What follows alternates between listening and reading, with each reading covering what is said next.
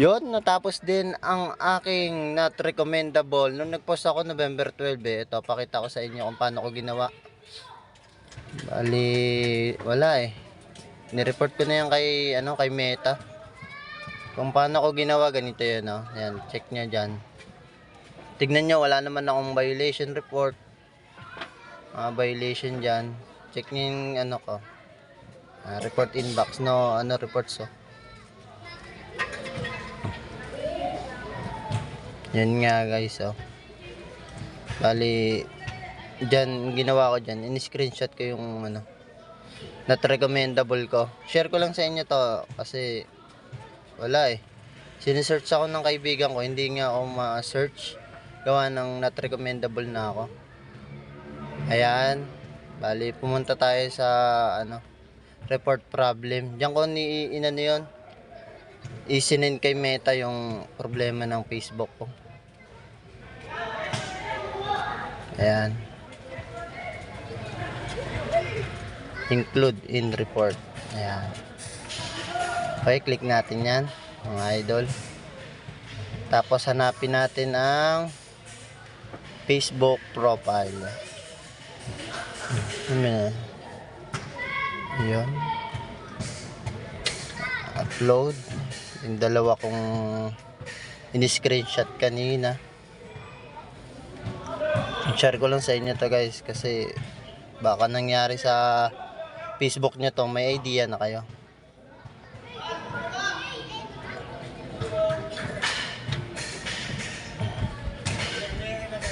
Yan.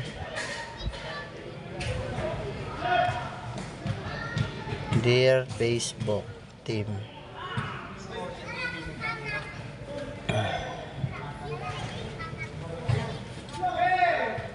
My Facebook account is not recommendable.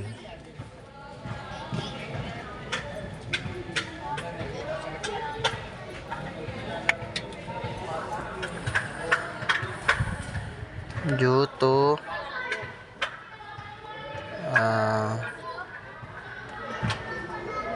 previous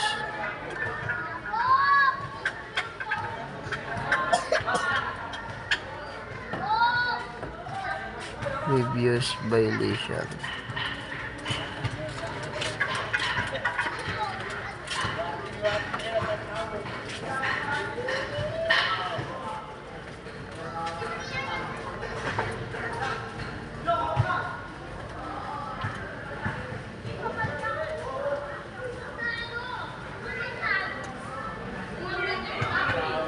I made a mistake, so kaya ganyan lang gagawin nyo guys, ha. Apologize.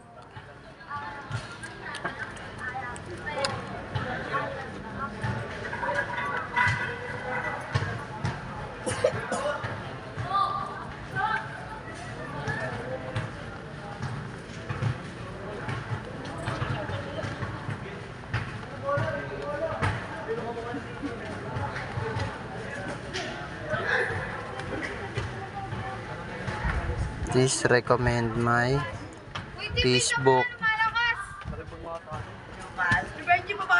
account. Thank you. Ngayon lang guys. Sabay, yan. Upload na natin kay Meta yan. Ayan. Ito guys, tingnan nyo yung ko. Profile recommendation ko. Ayan, oh. Kita nyo? Okay na. Pwede na uli ako ma-search ng mga tropa. Saka ma-follow tayo ng mga natin dyan. Idol natin dyan. Thank you guys, ha. Thank you for watching my video.